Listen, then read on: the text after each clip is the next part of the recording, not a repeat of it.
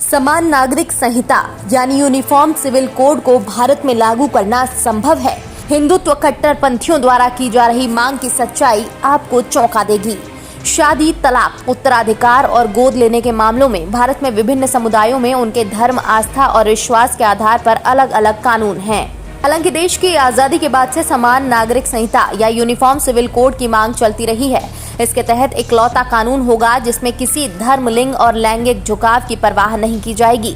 यहाँ तक कि संविधान कहता है कि राष्ट्र को अपने नागरिकों को ऐसे कानून मुहैया कराने के प्रयास करने चाहिए।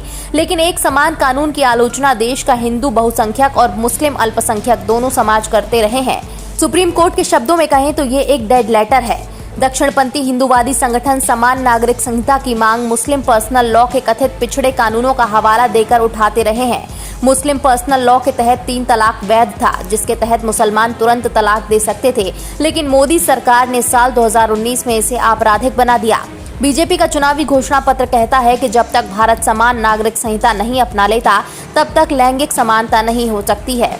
लेकिन राजनीतिक विश्लेषक आसिम अली का कहना है कि असलियत बहुत ज्यादा जटिल है। आसिम अली कहते हैं, यूसीसी मुसलमानों के साथ साथ हिंदुओं की सामाजिक जिंदगी को प्रभावित करेगी। भारत जैसे बेहद विविध और विशाल देश में समान नागरिक कानून को एकीकृत करना बेहद मुश्किल है। उदाहरण के तौर पर देखें तो हिंदू भले ही व्यक्तिगत कानूनों का पालन करते हैं, लेकिन वो विभिन्न राज्यों में विभिन्न समुदायों की प्रथाओं और रीति रिवाजों को भी मानते हैं। दूसरी ओर मुस्लिम पर्सनल लॉ भी पूरी तरह सभी मुसलमानों के लिए समान नहीं है। उदाहरण के तौर पर देखें तो कुछ बोहरा मुसलमान उत्तराधिकार के मामले में हिंदू कानूनों के सिद्धांतों का पालन करते हैं, वहीं संपत्ति और उत्तराधिकार के मामलों में अलग अलग राज्यों में अलग अलग कानून हैं। पूर्वोत्तर भारत के ईसाई बहुल राज्यों जैसे कि नागालैंड और मिजोरम में अपने पर्सनल लॉ हैं और वहां पर अपनी प्रथाओं का पालन होता है, न कि धर्म का। गोवा में 1867 का समान नागरिक कानून है जो कि उसके सभी समुदायों पर लागू होता है, लेकिन कैथोलिक, ईसाइयों और दूसरे समुदायों के लिए अलग नियम है, जैसे कि केवल गोवा में ही हिंदू 2 शादियां कर सकते हैं। भारत में समान नागरिक संहिता केंद्रीय और राज्य सरकारों की आम रुचि का मुद्दा रहा है। साल 1970 से राज्य अपने खुद के कानून बना रहे हैं। कई सालों के बाद साल 2005 में एक संशोधन किया गया, जिसके बाद मौजूदा केंद्रीय हिंदू व्यक्तिगत कानून में बेटियों को पूर्वजों की संपत्ति में बेटों के बराबर हक दिया गया। कम से कम 5 राज्यों ने इसे सक्षम करने के लिए अपने कानूनों में पहले ही बदलाव कर दिया था। अब सोचिए कि किस तरह से पर्सनल लॉ अलग अलग मामलों में अलग अलग दिखते हैं। अगर गोद लेने का मामला देखें तो हिंदू परंपरा के मुताबिक धर्मनिरपेक्ष और धार्मिक दोनों उद्देश्यों के लिए किसी को गोद लिया जा सकता है, क्योंकि संपत्ति का वारिस एक पुरुष हो सकता है और परिजनों का अंतिम संस्कार पुरुष ही कर सकता है। दूसरी ओर इस्लामी कानून में गोद लेने को मान्यता नहीं दी जाती, लेकिन भारत में एक धर्मनिरपेक्ष जुवेनाइल जस्टिस लॉ है जो नागरिकों को धर्म की परवाह किए बगैर नागरिकों को गोद लेने की अनुमति देता है। इसके साथ ही विशेषज्ञ इस बात को लेकर भी हैरत जताते हैं कि अगर एक कॉमन लॉ हुआ तो गोद लेने के लिए नियम बनाते हुए क्या तटस्थ सिद्धांत होंगे, हिंदू, मुस्लिम या फिर ईसाई?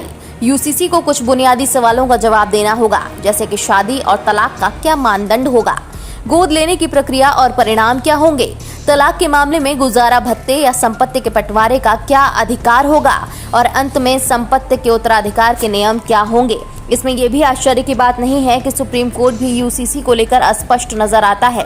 बीते 4 दशकों में अलग अलग फैसलों में इसने राष्ट्र की अखंडता के लिए सरकार को एक समान नागरिक संहिता लागू करने के लिए प्रेरित किया है। साल 2018 में सरकार को कानूनी बदलाव की सलाह देने वाले सलाहकार निकाय लॉ कमीशन ने कहा था कि एक समान नागरिक संहिता न आवश्यक है और न ही वांछित है। चौंकाने वाली बात यह है कि बीजेपी कई राज्यों में अपने बल पर सत्ता में होने के बावजूद लंबे समय से ये कानून नहीं ला पा रही है। आम चुनाव सिर्फ 2 साल दूर हैं, तो क्या पार्टी का मानना है कि वक्त आने वाला है? ये साफ है कि यूसीसी एक जादुई गोली नहीं है। कानून की एक रूपता में कोई बड़ा मूल्य नहीं जुड़ता है, बल्कि वो अपने आप में एक बड़ा मूल्य होता है। एक अच्छा कानून वो होता है जो साफ और संवैधानिक हो। समान नागरिक संहिता यानी यूनिफॉर्म सिविल कोड को लेकर जनता की भी मिलीजुली प्रतिक्रिया दिखाई दे रही है। सृष्टि पांडे नाम की यूजर ने लिखा, देश संविधान से ही चलेगा, किसी के धार्मिक ग्रंथ से नहीं। समान नागरिक संहिता कानून लागू हो, एक देश एक कानून। वहीं रेखा सिंह नाम की यूजर ने लिखा, सिर्फ कागज पे लागू होगा, ये सब सिर्फ टाइम पास गवर्नमेंट है।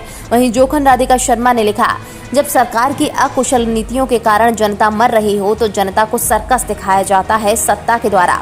वैसा ही एक सर्कस है ये यूनिफॉर्म सिविल कानून। वहीं साजिर अंसारी नाम के यूजर ने लिखा, भारत विविधतापूर्ण देश है और विविधता ही भारत की आत्मा है। एक सांचे में हर कोई फिट नहीं होगा। आपकी क्या राय है इस खबर को देखने के बाद? हमें कमेंट बॉक्स में अपनी राय जरूर दें। साथ ही हमारे चैनल को सब्सक्राइब करें और बेल आइकन जरूर दबाएं, जिससे हर खबर की अपडेट आप तक पहुंचे।